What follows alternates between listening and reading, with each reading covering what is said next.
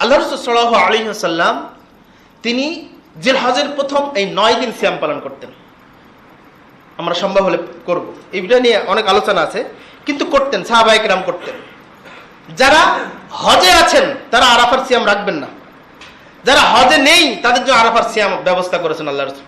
আল্লাহ রাসূল সাল্লাল্লাহু আলাইহি ওয়াসাল্লাম বলছেন সহিহ মুসলিমের হাদিস যে সিয়ামু ইয়াউমি আরাফা আহতাসিবু আন ইউকাফিরা সানাতাল্লাতী বা'দাহু ওয়া সানাতাল্লাতী ক্বাবলাহু সুবহানাল্লাহি ওয়া বিহামদিহি, যে আরাফার দিনের সিয়াম আমি মনে করি, আমি ধারণা করি, আমি ঈমান রাখি, বিশ্বাস করি, এটা এক পূর্বের 1 বছর আগামী 1 বছরের গুনাহের কাফারা হয়ে যাবে। কত বড় সুযোগ!